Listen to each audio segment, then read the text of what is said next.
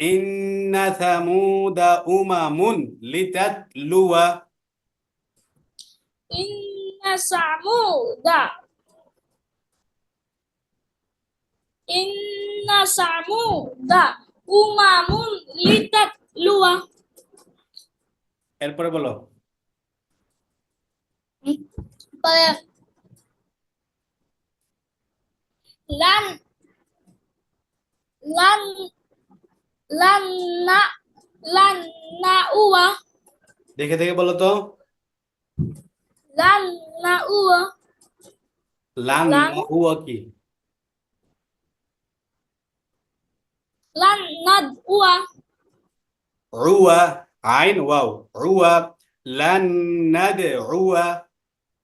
লান নাদ উয়া এখানে প্রথমটা গুণ হবে লান, এরপরে আবার নাদ কলকলা, হ্যাঁ, লান নাদউয়া লান নাদউয়া। বলো লান নাদ উয়া উয়া উয়া উয়া উয়া না উয়া। উয়া আমরা যদি হামজা আর আইনকে এক এক করে ফেলি তাহলে তো পার্থক্য হলো না। একটা হলো হামজা আ আলিফ আ ই উ, আর একটা হলো আইন আ আই উ। পার্থক্য আছে এখানে, এটা হচ্ছে আইন। পড়তে হবে কি হবে? লান নাদউয়া লান নাদউয়া।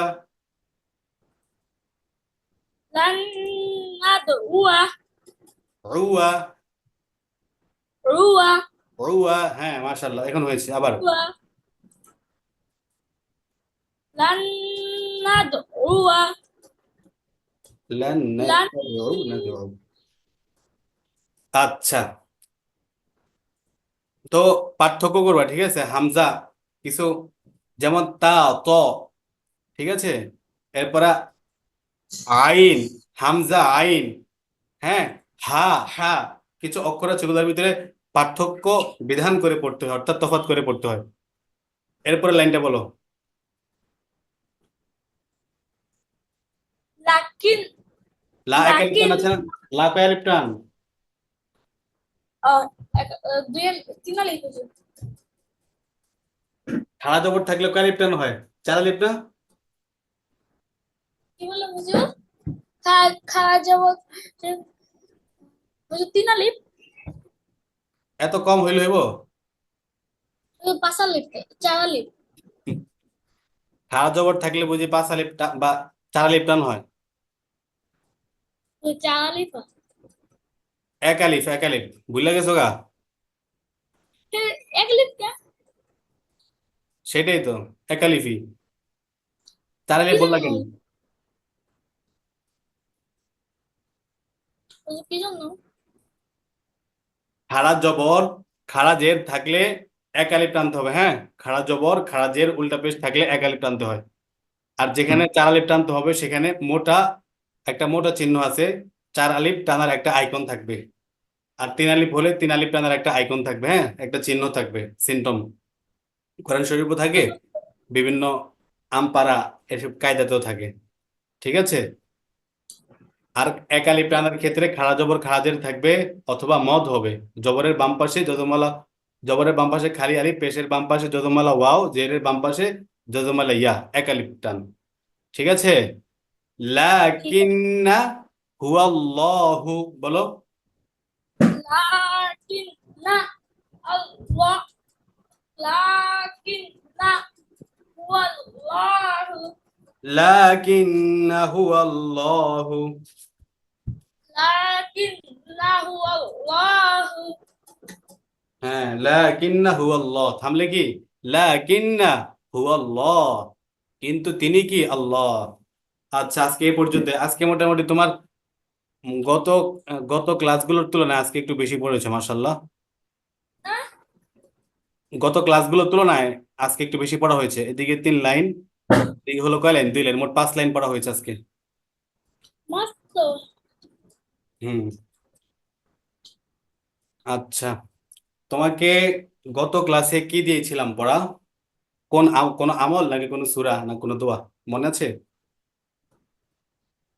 দিয়েছিলেন দোয়ার সময় প্রবেশের দোয়া মুখস্থ হয়েছে? ভুলে গেছি। মুখস্থ করে আবার ভুলে গিয়েছো? কি? আচ্ছা, মুখস্থ করে রেখে দিলে ভুলে যাবে, এটাই স্বাভাবিক।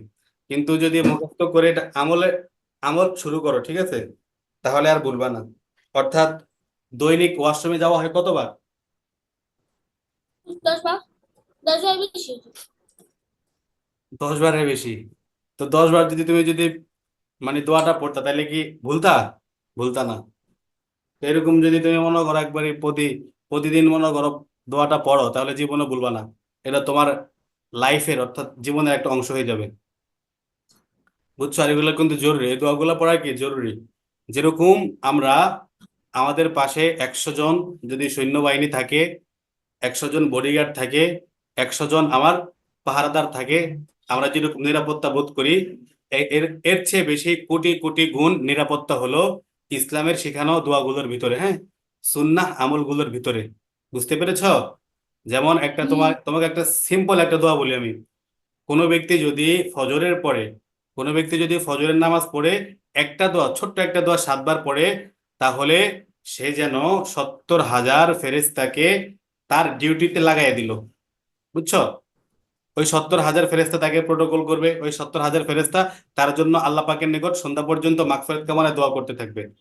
অনুরূপ এই দোয়াটা যদি আবার সন্ধ্যায় পড়া হয়, আবার ওই 70,000 ফেরেশতা তার জন্য আল্লাহ পাকের নিকট গুনাহ মাফের জন্য দোয়া করতে থাকবে। তো এরকম সবগুলো আমল, তুমি আমলগুলো করবা, আমলগুলো করলে আল্লাহ পাক তোমাকে গায়েবী ভাবে প্রোটোকল করবে। বুঝতে পেরেছো? দোয়া কি কোনটা? বলে? বডিগার্ড। যেটা বললাম মাত্র এটা? হ্যাঁ। ওইটা হলো জাযাল্লাহু আন্না মুহাম্মাদাম মা হুয়া আহলু। জাযাল্লাহু আন্না মুহাম্মাদাম মা হুয়া আহলু। তুই একটু কোন গ্রুপে দিয়ে দিলেন তো। আচ্ছা, কোন ব্যক্তি যদি এই দোয়া সকালে পড়ে, ফজরে পড়ে, আল্লাহ পাক তার জন্য 70,000 ফেরেশতা বরাদ্দ করে দেন, যে 70,000 ফেরেশতা তার জন্য মাগফিরাতের অর্থাৎ গুনাহ মাফের জন্য দোয়া করতে থাকবেন। সন্ধ্যা পড়লে আবার কি ফজর পর্যন্ত। তো এক আল্লাহওয়ালা ছিলেন, এক বুজুর্গ ছিলেন, তিনি বলেন, মেয়া জানো কি, আমি নাস্তা করি কিভাবে জানো? আমি সকালে প্রথমে 70,000 ফেরেশতাকে আমার কাজে নিয়োজিত কইরা পরে আমি নাস্তা করি। এর মানে কি, আমি ফজরের পরে এই আমলটা করি, 70,000 ফেরেশতা আমার জন্য দোয়া করতে থাকে, আমার জন্য কাজ করতে থাকে। এরপর আমি তাদের কাজে লাগাইয়া পরে আমি নাস্তা নাস্তা পানি খাই। বলো সুবহানাল্লাহ। তাদের ভাবনাটা কেমন? হ্যাঁ, আরেক আল্লাহর কথা শুনবা? আরেক আল্লাহওয়ালা, বুঝছো, ওনার নাম হলো হাকিম আখতার সাহেব রহমতুল্লাহ আলী। উনি হলেন পাকিস্তান করাচির একজন বুজুর্গ। উনি এখন মারা গেছেন, বর্তমানে উনি জীবিত নেই। উনি যখন ছোট ছিলেন, যুবক ছিলেন, আমাদের মতো শক্তিশালী ছিলেন, 18 বছর, 18 বছর থেকে 25 বছর পর্যন্ত উনি কি দিয়ে নাস্তা করতেন জানো? কি? হুম, কি দিয়া? মানে খুবই ডিফারেন্ট একটা জিনিস, যেটা আমাদের ভাবনায় আসতে পারে না। তো ওনার বয়স ছিল কত? 18 থেকে 25-এর ভিতরে, অর্থাৎ 18 থেকে 25 বছর পর্যন্ত মানুষের জীবনের একটা সেরা সময়। তখন সে থাকে কি যুবক, পরিপূর্ণ যুবক, সুঠামদের বলো তো অধিকারী। কি পেয়েছো? হ্যাঁ, তখন তার মনে থাকে অনেক কি, অনেক আবেগ, অনেক উদ্দীপনা, হ্যাঁ, অনেক কিছু থাকে। তখন তিনি এক আল্লাহওয়ালার, এক বুজুর্গের, এক আল্লাহওয়ালার সান্নিধ্যে ছিলেন। যার সান্নিধ্যে ছিলেন ওনার নাম ছিল আব্দুল গনি ফুলপুরি। আব্দুল গনি ফুলপুরি রহমতুল্লাহ আলী। উনি ছিলেন আল্লাহ পাকের অনেক বড় একজন মানে বান্দা, এবং আল্লাহ পাকের অনেক বিশেষ একজন প্রিয় বান্দা ছিলেন, অর্থাৎ আল্লাহর ওলি ছিলেন। ঠিক আছে?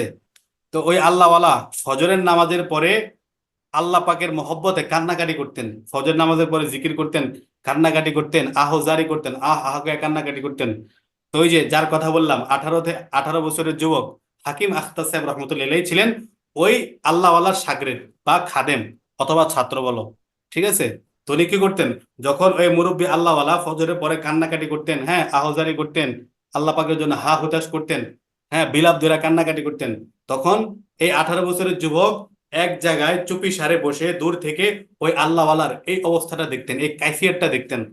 হ্যাঁ, সে যে আল্লাহ পাকের জন্য কান্নাকাটি করতেছে, আল্লাহ পাকের জন্য অস্থির হয়ে যাচ্ছে। বুঝতে পেরেছো? ওইটা দেখতেন দূর থেকে, ওইটা দেখতেন। ওইটা দেখার পরে ওনার হৃদয়ে অন্যরকম একটা অনুভূতি জাগতো আল্লাহ পাকের মহব্বতের, হ্যাঁ, আল্লাহ পাকের ভালোবাসার। কথা বুঝতে কি পেরেছো? খাই হ্যাঁ, সে কি খাইছে হুজুর? এটাই তো বলতেছি তার খাবারের কথা, এই জন্য বলছি, মনোযোগ দিয়ে শোনো। তো ওই আল্লাহওয়ালা প্রতিদিন কান্না করতো না ফজরের পরে আল্লাহ পাকের জন্য, ছটপট করতো, কান্নাকাটি করতো, হ্যাঁ, আহজারি করতো, মানে একবারে হাহুতাশ করতে থাকতো আল্লাহ পাকের জন্য। এটা একটা দেখার মতো দৃশ্য ছিল, যে দৃশ্য দেখলে মানুষের অন্তর একবারে কেঁপে উঠবে, শরীরের পশম দাঁড়িয়ে যাবে, ঠিক আছে, এমন একটা দৃশ্য। তো ওই যে 18 বছরের যুবকটা কি খাইতো তখন, সে তার এই দৃশ্যটাই খাইতো। খাওয়া মানে সে সে নিজে বলছে, আমার 18 বছর থেকে 25 বছর, অর্থাৎ এই যুবককালীন সময়টা আমার সকালের নাস্তা ছিল ওই আল্লাহওয়ালার ফজরের পরের এই আহজারি। তিনি যে আল্লাহ পাকের জন্য ছটফট করতেন, কান্নাকাটি করতেন, হ্যাঁ, আল্লাহ পাকের জন্য যে হাউদাস করতেন, এই যে তার এই দৃশ্যটা, আমি এটা দেখতাম, এটাই ছিল কি আমার সকালের নাস্তা। আমি আর সকালে কোনো খাবার খেতাম না, ওই আল্লাহওয়ালার, আল্লাহ পাকের মহব্বতে যে কান্নাকাটি করতো, যে ছটফট করতো, যে আহজারি করতো, ওইটাই আমি দেখতাম। ওইটা দেখেই আমার মন ভরে যেত, পেট ভরে যেত, আর কোনো কিছু খাওয়া লাগতো না। কি ডিফারেন্ট নাস্তা না? এই নাস্তার কথা আমাদের মাথায় কখন আসে? আমরা তো নিজেরা কখনো আল্লাহর নামটা মুখে আনি না। 5টা মিনিট আমাদের সময় হয় না, 5টা মিনিট কি 2টা মিনিট আমাদের সময় হয় না এক জায়গায় বসে আল্লাহ পাককে ডাকার জন্য। হয়? সময় হয় না, অথচ আমরা কত কিছুর জন্য আমরা সময় বের করি, মুভি দেখার জন্য, সিরিজ দেখার জন্য, কত কিছু করার জন্য, দুনিয়াবি বিভিন্ন কাজ আঞ্জাম দেওয়ার জন্য। আল্লাহ পাককে স্মরণ করার জন্য আমাদের 5টা মিনিটও কি হয় না, সময় হয় না। আচ্ছা, তো এটা ছিল একটা গল্প, এটা ছিল একটা কি হাল। এখন যেটা বলেছি এটা কি একটা শিক্ষণীয় একটা কথা না? এটা বাস্তব কথা, বুঝছো? এটা কোনো বানোয়াট কোনো গল্প না, এটা একটা বাস্তব কথা। এটা বলেছি যাতে তোমার উপর একটা আসর পড়ে, ভালো ভালো কথার কি থাকে, একটা আসর থাকে, ঠিক আছে? বুঝতে পেরেছো কথাটা? হুম, হুজুর, বলো। এক 2 মিনিট, আমি একটা জিনিস করতেছি। হ্যাঁ, আমি একটা জিনিস করতেছি হুজুর। কি কি জিনিস? আমার ক্যামেরাটা কাজ করতেছে না। কি কাজ করতেছে না? হুজুর, একটু। তোমার কথাগুলো ক্লিয়ার আসছে না।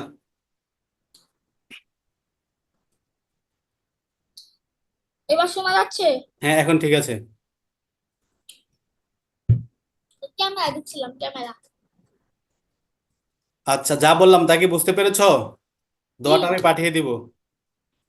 হ্যাঁ, যেখানেই থাকো, যেখানেই যাও, যাই কিছু করো, অন্তরে, ঠিক আছে, এক সত্তার অনুভব সবসময় কি থাকবে, জাগ্রত থাকবে।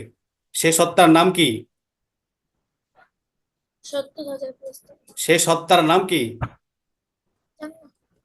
আল্লাহ, ঠিক আছে। আহ, হুম, মানে আল্লাহ পাকের নাম সবসময় অন্তরে কি থাকবে, বিরাজমান থাকবে, জাগ্রত থাকবে। জুবা খামুশ রেহতা হে মাগার দিল রোতা রেহতা হে, একটা কথা আছে, ছন্দ। এক আল্লাহওয়ালা বলেন, জুবা খামুশ রেহতা হে, ওই যে সে 18 বছরের যুবক, এখন তো সে, পরে তো সে বৃদ্ধ হয়, অনেকবার আল্লাহওয়ালা হয়, এখন তিনি মারা গেছেন, নাই? তো উনি একটা কবিতা লিখছেন, জুবা খাম মোহাব্বত মে কভি ऐसा जमाना भी गुजरता है, जुबा खामोश रहता है मगर दिल रोता रहता है। বুঝছো? অর্থ হলো, উনি সে বলতেছেন, ইন্ডিয়ান। হ্যাঁ, সে ইন্ডিয়ান। ইন্ডিয়ান। না, পাকিস্তান, উর্দু ভাষায়। উনি বলতেছেন যে আমি আমি তো হয়তো চুপ থাকি, মাঝে মধ্যে আমি চুপচাপ থাকি, হ্যাঁ, তোমরা আমাকে দেখবে আমি চুপচাপ থাকি, কিন্তু আমি যদিও চুপচাপ থাকি, যদি আমার মুখটা চুপ থাকে, খামোশ থাকে, কিন্তু আল্লাহ পাকের মহব্বতে, আল্লাহ পাকের ভালোবাসায়, আল্লাহ পাকের আইশকে আমার অন্তরটা সবসময় কান্না করতে থাকে। যদিও আমার মুখটা থাকে নিশ্চুপ, কিন্তু আমার অন্তরটা থাকে কি আল্লাহ পাকের মহব্বতে সদা জাগ্রত। বুঝছো? ও কাহা আর হাম কাহা, তারা কেমন আর আমরা কেমন, ঠিক না? তাদের অনুভূতি কি আর জি আমরা জি। কি?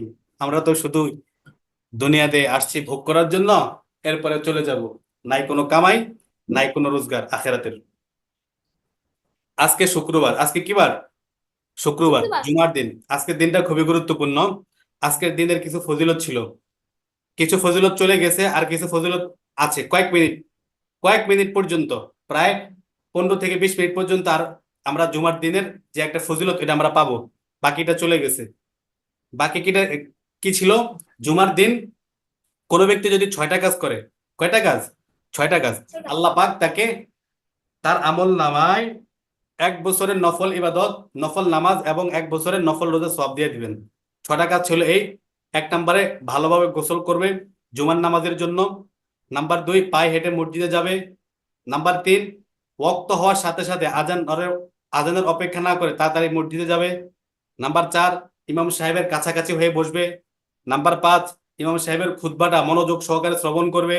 নাম্বার 6, খুতবার সময় কোনো কথাবার্তা বলবে না। ঠিক আছে? এই 6টা কাজ কেউ যদি করতে পারে তার জন্য কি 1 বছর নফল নামাজ, 1 বছর নফল রোজার সওয়াব। এটা তো চলে গেছে। আর ওই দিন, আজকের দিন অর্থাৎ জুমার দিন বেশি বেশি করে দুরূদ শরীফ পড়া, সূরা কাহাফ পড়া। আর এই যে মাগরিবের আজানের আগ পর্যন্ত, ঠিক আছে, অর্থাৎ সূর্য ডুবার আগ পর্যন্ত আল্লাহ পাকের কাছে দোয়া করা, বেশি বেশি করা। এই টাইমে দোয়া করলে আল্লাহ পাক দোয়া কবুল করে নেয়। বুঝছো? তোমার ক্যামেরাটা পুরো ব্লার, সামনে পিছনে সব দিক দিয়ে ব্লার। বলো হুজুর। কি যদি বললাম বুঝতে পেরেছো? কি হুজুর? তো সূর্য ডোবার আগ পর্যন্ত, অর্থাৎ আমাদের ক্লাস শেষ হওয়ার থেকে যখন মাগরিবের আজান দিবে এর আগ পর্যন্ত তুমি যে দোয়া করবা, মন মন থেকে প্রাণ থেকে আল্লাহ পাক কবুল করবেন। ঠিক আছে? এটা হলো আজকের দিন একটা ফজিলত বা গুরুত্বপূর্ণ সময়। তো আমাদের ক্লাস এখানে আমরা ক্ষান্ত করি। তোমাকে আমি 2জন আল্লাহওয়ালার কথা বলেছি। 2জন আল্লাহওয়ালার ভিতরে একজন ছিলেন কি, এই দোয়াটা পড়তেন, জাযাল্লাহু আন্না মুহাম্মাদ মা হুয়া আলু, আর বলতেন আমি সকালে ফেরেশতাদেরকে কাজে লাগাই পরে আমি নাস্তা করি। আরেক আল্লাহওয়ালা বলতেন কি, আমার সকালের কোনো নাস্তা নাস্তা ছিল নেই। কি, এক আল্লাহওয়ালার আল্লাহ পাকের জন্য কান্নাকাটি আহ জারি, হ্যাঁ, এবং কি আল্লাহ পাকের জন্য ছটফট করার দৃশ্যটা দেখে আমার নাস্তা হয়ে যেত। আচ্ছা, 2টা বিষয় বললাম। আরেকটা বিষয় বললাম কি, আজকে জুমার দিন, জুমার দিনের ফজিলতটা বললাম, 6টা কাজ, এবং কি সূর্য ডুবার আগ পর্যন্ত হুম দোয়া করা, দোয়া করলে আল্লাহ পাক কবুল করেন। তো ঠিক আছে, হুজুর, আজকের এগুলোই তোমার পড়া। ঠিক আছে? আমলগুলোই স্মরণ রাখবা, আমল করবা। হুজুর, আর কিছু বলবা? কোনো প্রশ্ন, কোনো কথা? হুজুর আজকে জুম্মার নামাজ পড়িনি। নাউজুবিল্লাহ, কেন পড়া নেই জুমার নামাজ? ওই যে তাও তো মসজিদ হুজুর দূরে? পড়তেছিলাম। হুজুর রবিবার পরীক্ষায় জন্য পড়তেছিলাম। পরীক্ষা? আখেরাতে পরীক্ষা আছে না? আখেরাতে দুনিয়ার পরীক্ষা তুমি যদি ফেল হও তাহলে আরেকবার পরীক্ষা দিতে পারবা, কিন্তু আখেরাতের মরার পরে যে পরীক্ষাটা হইব ওইখানে যদি ফেল করো তাহলে কি আর কি আরেকবার কি, মানে কি বলে, জীবন পাই আবার মরার কোনো সিস্টেম আছে? যে না, মরার পরে মনে করো তুমি এখন একবার পরীক্ষা দিতে গেলা, পরীক্ষাতে ফেল করলা, কথার কথা, পরে ওই পরীক্ষাটা দেওয়ার আবার তো সুযোগ আছে না? সামনে আরো পরীক্ষা আসবে। কিন্তু মৃত্যুর পরে মনে করো তুমি ধরা খেয়ে গেলা, নামাজ পড়লা না, এখন কি হ্যাঁ তখন হ্যাঁ এমন কোনো সুযোগ থাকবে? এখন যেহেতু ধরা খেয়ে গেছে তাহলে হ্যাঁ, আবার একটু বাইক চালোই, বাইক আবার মরমু, তখন আর ধরা খামু না। ঠিক। হুম? ঠিক আছে? এই জন্য হুজুর দোয়া করুন পরীক্ষায় যাতে ভালো করি। আল্লাহ পাক তোমাকে দুনিয়ার পরীক্ষা তো সফল করুক, আখেরাতের পরীক্ষাও সফল করুক। দুনিয়ার পরীক্ষা ইনশাআল্লাহ। ক্ষণস্থায়ী, আখেরাতের পরীক্ষা কি চিরস্থায়ী। ঠিক আছে? দুনিয়ার জি পরীক্ষার জন্য আখেরাতের পরীক্ষা যাতে কখনো ফেল না হোক এই জন্য নামাজ পড়বা। নামাজের ধারাটা চালু রাখবা। মসজিদে না যেতে পারলেও ঘরে নামাজ পড়বা। ঠিক আছে? তোমার এখন বয়স কত? 10 বছর হয়েছে না? জি 10 বছর হওয়ার পর নামাজ ফরজ হয়ে যায়। তুমি এখন শরীয়তের মুকাল্লাফ একজন ব্যক্তি। তোমার তোমার যদি টাকা পয়সা থাকে তাহলে তোমার উপরে জাকাতও ফরজ। আরো বেশি টাকা পয়সা থাকলে তোমার উপরে হজ ফরজ, কোরবানি ফরজ, যদি টাকা পয়সা থাকে। ঠিক আছে? যদি তোমার উপরে এগুলো ফরজ হয়, অনুরূপ তোমার উপরে নামাজও ফরজ। এখন যদি তুমি যে যে নামাজটা ছাড়বা, ওই নামাজের জন্য তোমাকে আল্লাহ পাকের কাছে জবাবদিহি করতে হবে। আউয়ালু মা ইউহাসাবু বিহিল আবদু ইয়াউমাল কিয়ামাহ আস-সালাহ। আচ্ছা, কিয়ামতের দিন সর্বপ্রথম নামাজের হিসাব হবে। ঠিক আছে? সর্বপ্রথম নামাজের হিসাব হবে, পরীক্ষা হবে যে নামাজটা পড়ছো কিনা। তারপরে তাইলে কি তখন যে ব্যক্তি এখানে ধরা খেয়ে যাবো, তার পরে জীবনটাই ধরা। হুজুর তারপরে কি? নামাজে হুম? পাশ করার পরে, বুঝি না। নামাজে পাশ করার পরে তারপরে আবার কি পরীক্ষা? আহ হুম তো ঠিক আছে, নামাজটা পড়ার চেষ্টা করবা। বুঝতে পেরেছো? হুজুর বলো। নামাজে পাশ করলো তারপর আবার কি পরীক্ষা? এটা হলো প্রথম হিসাব। হিসাব তো কত রকমের হিসাব। আরেকটা হিসাব হবে তোমার যৌবনকাল তুমি কিভাবে কাটিয়েছো। যৌবনকালের শক্তি আল্লাহ পাকের ইবাদতে কাটিয়েছো, নাকি যৌবনের শক্তি দিয়ে তুমি হারাম কাজ করেছো। তোমার ধন সম্পদের হিসাব, কত কিছুর হিসাব আছে। আল্লাহ পাক যদি সবকিছুর হিসাব চান, আমরা কেউ করে মুক্তি পাবো না। আমরা কেউ কি পাবো না, রেহাই পাবো না। আল্লাহ পাকের দয়ার উপরে আমাদের ভরসা করতে হবে। ঠিক আছে, আল্লাহ এই যে পাকের এই কথা রহমতের উপর। হুম। এই কথা বললেন, আমি এক ওয়াক্ত নামাজ পড়ি না, এখন মাগরিবের নামাজটা পড়বো। ঠিক আছে, পড়ো, সমস্যা নেই। হ্যাঁ, মাগরিব নামাজটা পড়ো ডেলি। 2 ওয়াক্ত পড়ো, 1 ওয়াক্ত পড়ো। আস্তে আস্তে অভ্যাসটা করো। সাত শুধু বছর নামাজ থেকে। হুম। নামাজ পড়তে ভালো লাগে না, কারণ ওই গেঞ্জি খোলা থেকে গেঞ্জি পরতে হয়, উজু করতে হয়, তো স্কুলে তারপর যাওয়ার প্যান্ট সময় তুমি পরতে যে হয়। প্যান্ট পরো, শার্ট পরো, তখন কি ভালো লাগে? ওই যে হ্যাঁ। তখন তো ঠান্ডা থাকে। তুমি দেখো, একটা তুমি স্কুলে যাবে এই জন্য তুমি প্যান্ট শার্ট পরো, কিন্তু তুমি নামাজটা পড়বা, আল্লাহ পাকের সামনে দাঁড়াইবা, তখন ভাল লাগে না। এগুলো ঠিক না। এটা ভালো লাগা। নামাজ, আসসালাতু মিআরাজুল মুমিন, নামাজ হলো মুমিনের মেরাজ। এর মানে যখন একটা ব্যক্তি নামাজে দাঁড়ায়, তখন সে যেন আল্লাহ পাকের সামনে দাঁড়াচ্ছে। বুঝতে পেরেছো? আস্তে আস্তে ভালো লাগবে। হ্যাঁ, আমাদের ওষুধ খেতে ভালো লাগে না, তিতে তিতে ওষুধ খেতে হয় না অনেক সময়, মানে রোগের কারণে ভালো লাগে খেতে। কিন্তু তবু আমরা খাই, খাইলে কি হবে, শরীরটা ভালো হবে, শক্তি হবে, সুস্থ হয়ে যাব তাড়াতাড়ি, এই সুস্থ জন্য আমরা হবো। অনিচ্ছা সত্ত্বেও তিক্ত তিক্ত ওষুধ আমরা খাই। ঠিক আছে, এরকম নামাজ পড়তে ভাল লাগতেছে না, তবু এটা পড়তে হবে। কারণ কি, নামাজ ছাড়া মিফতাহুল জান্নাতিস সালাহ, নামাজ হলো বেহেশতের চাবি। নামাজ ছাড়া বেহেশতে যাওয়া যাবে না। নামাজ হলো, তুমি যে মুসলমান আর সে যে হিন্দু, এটার ভিতরে পার্থক্য হলো কি একমাত্র নামাজ। বুঝতে পেরেছো? নামাজ হলো আমাদের ইসলামের বিশাল বড় একটা গুরুত্বপূর্ণ বিষয়। এই ব্যাপারে অনেক আলোচনা আছে, সময় সময় ইনশাল্লাহ করবো। তোমাদের তো আজকে ক্লাস হবে 9টার পরে। আখলাকুন নবী সাল্লাল্লাহু আলাইহি সাল্লাম, আল্লাহ নবীদের যে আখলাক ছিল ওই সম্বন্ধে আজকে তোমাদের ক্লাস হবে, স্পেশাল ক্লাস। আর এছাড়া তো তোমাদের নামাজের বিষয়ে ক্লাস হয়। হ্যাঁ, আজকে তোমাদের ক্লাস হবে 9টা বাজে, সবাই একটা স্পেশাল 9টা। ক্লাস। হ্যাঁ, নবীজির 9টা আখলাক বাজে। নিয়ে। প্রতি শুক্রবারে যেটা হয় ওইটা। 9টা বাজে আমার একটা ক্লাস শেষ হবে, কোচিং। 7টা বাজে শুরু হবে, 9টায় শেষ হবে। 9টায়, 9টার পরে। তো ঠিক আছে তপু, আজকে এই পর্যন্তই। ভালো ঠিক থাকো, আছে। পরীক্ষা ভালো করে দাও। দুনিয়া প্লাস আখিরাতের পরীক্ষা, যাতে সব জায়গায় সফল হতে পারো সে দোয়া করি। ঠিক আছে, তুমিও চেষ্টা করো, আল্লাহ পাকের কাছে দোয়া করো। আল্লাহ পাক যাতে আল ফাউজু সাআদাতিদ দারাইন, আল্লাহ পাক যাতে উভয় জাহানে তোমাকে সফল করেন, সেভাবে চলাফেরা করো না। পরীক্ষায় যেমন 1 নম্বর আমরা আশা করি, আমরা যাতে 1 নম্বর জান্নাতি, 1 নম্বর মুসলমান, 1 নম্বর নামাজি হতে পারি, সেটারও কি আমাদের চেষ্টা করা উচিত। আচ্ছা, সুবহানাকাল্লাহুম্মা বিহামদিকা আশহাদু আল্লা ইলাহা ইল্লা আনতা আস্তাগফিরুকা ওয়া আতুবু ইলাইক। আসসালামু আসসালামু আলাইকুম আলাইকুম। ওয়া রাহমাতুল্লাহ। ওয়া আলাইকুম সালাম ওয়া রাহমাতুল্লাহি ওয়া বারাকাতুহু।